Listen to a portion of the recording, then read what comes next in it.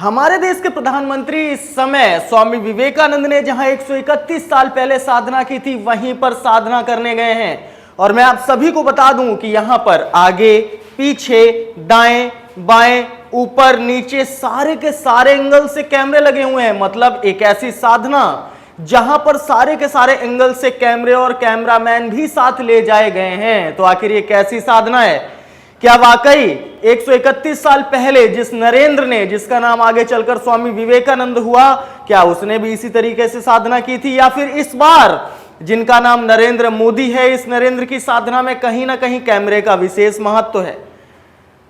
अब इस समय मैं ये नहीं कहता हूं कि एग्जिट पोल में कोई परिवर्तन होने वाला है, लेकिन जनता का ध्यान जिस तरीके से अपनी ओर केंद्रित किया जा रहा है, अपनी साधना की ओर केंद्रित किया जा रहा है, उससे साफ तौर पर स्पष्ट है कि कहीं ना कहीं पर्दे के पीछे कोई और तस्वीर चल रही है। साथियों, अगर साधना की ही बात करते हैं तो हमने इतिहास काल में ऐसे बहुत सारे तपस्वी देखे हैं जिन्होंने किसी ना किसी लालच के कारण साधना की थी, तपस्या की थी। अगर हम रावण की बात करें तो रावण को अमृत चाहिए था, इसीलिए रावण ने तपस्या की थी भगवान शिव की। अगर हम भस्मासुर की बात करें तो भस्मासुर ने इसलिए तपस्या की थी ताकि उसे वरदान प्राप्त हो जाए कि वो जिस भी चीज को टच करे वो जल के भस्म हो जाए। अगर हम बात करें रक्तबीज की तो रक्तबीज ने तो वरदान में यह तक मांगा था कि उसके रक्त की बूंद से एक नया रक्तबीज उत्पन्न हो जाए। तो क्या कुछ इसी तरीके की मनसा इस बार भी साधना करने के लिए अपने मन में है? क्योंकि कहीं ना कहीं आप सभी ये जानते हैं कि जो भारतीय जनता पार्टी है, जो गोदी मीडिया है, वो कहीं ना कहीं इस समय नरेंद्र मोदी को भगवान का अवतार बता रहा है, भगवान का रूप बता रहा है। तो आखिर भगवान का रूप बता रहा है तो भगवान के पास कुछ शक्तियां तो होनी चाहिए। तो क्या उन्हीं शक्तियों के लालच के कारण ये साधना की जा रही है या फिर मामला कुछ और है? खैर, मकसद कुछ भी हो, लेकिन 4 जून को जो फैसला आने वाला है उससे साफ तौर पर स्पष्ट हो जाएगा कि इस बार भारतीय जनता पार्टी की सरकार रहेगी या फिर इंडिया गठबंधन लोकतंत्र को बचाने में सफल रहेगी।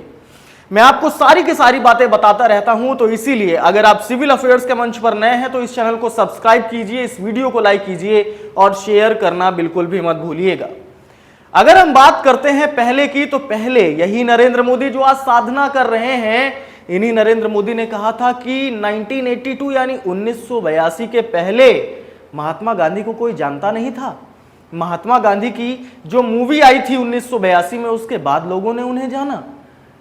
मैं आप सभी से पूछना चाहता हूं कि क्या आपने वाकई 1982 में जो मूवी आई है उस मूवी को देखा था? नहीं देखा, मैंने भी नहीं देखा, लेकिन फिर भी हम महात्मा गांधी को जानते हैं।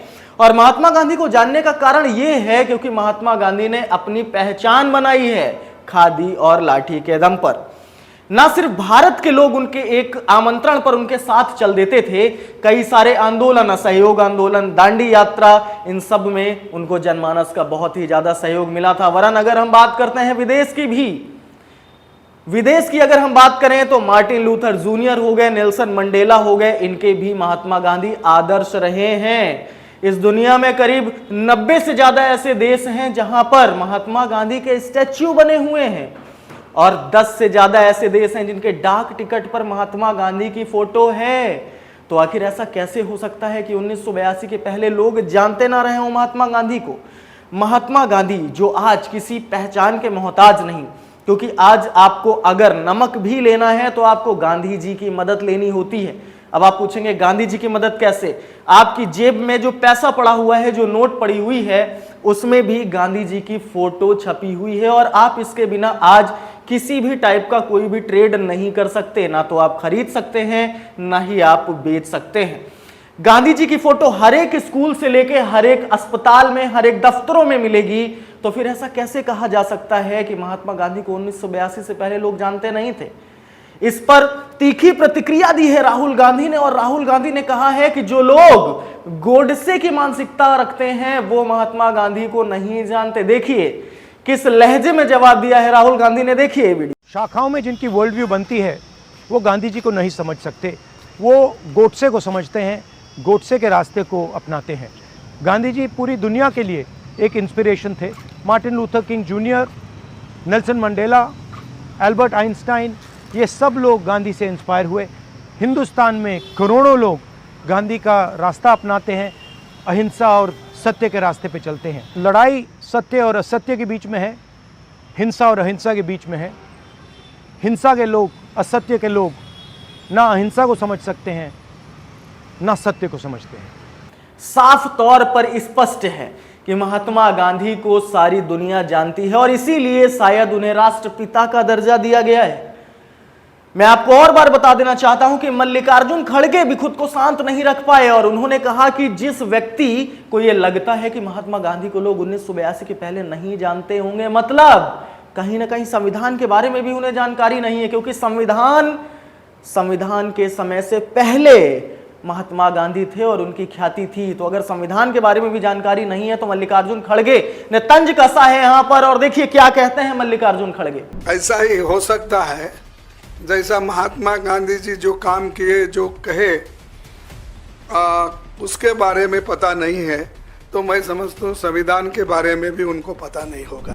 इस तरीके की प्रतिक्रियाएं चल रही हैं। और देखिए मैं आपको एक और बात बता दूं कि जिस तरीके से साधना करने पर जुटे हुए हैं नरेंद्र मोदी, अब हो सकता है कि भाजपा को यह दिखाई दे रहा हो कि कहीं ना कहीं हमारी धरती तो पूरी तरीके से सूख चुकी है और भगीरथ की तरह ये साधना करने गए हैं कि किसी तरीके से भगवान गंगा भेज दें और जो भाजपा की सूखती हुई दुनिया है उसमें गंगा नदी का प्रवाह हो जाए, यानी वापस से वो जीत की तरफ अग्रसर हों। यूं तो भारतीय जनता पार्टी नए करिश्मा करती हुई दिखाई देती है, लेकिन क्या इस बार वो इस करिश्मे को दोहरा पाएगी? या फिर दूसरी तरफ जहां हम बात करेंगे इंडिया महागठबंधन की, जिसमें तेजस्वी यादव बिहार में जिस तरह से जोर लगा रहे हैं और जैसी प्रतिक्रिया उन्हें बिहार में मिल रही है वो वाकई पहले किसी नेता के लिए नहीं देखी गई। मैं तो काफी दिन से चुनाव देख रहा हूं, राजनीति देख रहा हूं, लेकिन ऐसी प्रतिक्रिया मैंने अपने जीवन में नरेंद्र मोदी के लिए देखी थी और अब मैं देख रहा हूं तेजस्वी यादव के लिए। अखिलेश यादव भी मैदान पर उतरे हैं, अखिलेश यादव भी खुद को शांत नहीं रख पाए और अखिलेश यादव भी मैदान पर उतरे हैं। राहुल गांधी भारत जोड़ो यात्रा करते हैं, भारत जोड़ो यात्रा के बाद किसान गारंटी देते हैं, महिला गारंटी देते हैं, रोजगार गारंटी देते हैं और कहीं ना कहीं उन सबका ये मानना है कि ये जो चुनाव है 2024 का, ये लोकतंत्र को बचाने का चुनाव है। तो अब देखते हैं कि क्या नरेंद्र मोदी भगीरथ साबित होते हैं भाजपा के लिए या फिर इंडिया महागठबंधन ये जो तपस्या कर रहे हैं, ये जो साधना कर रहे हैं, इसके अपोजिट इंडिया महागठबंधन इन सारी की सारी चुनौतियों को स्वीकार करते हुए क्या जीत दर्ज करा पाएगा इन 2024 के लोकसभा चुनाव में। मैं योगेश शुक्ला आपको सारी जानकारियां देता रहता हूं, इसीलिए बने रहिए सिविल अफेयर्स के इस मंच पर। इजाजत दीजिए, नमस्कार।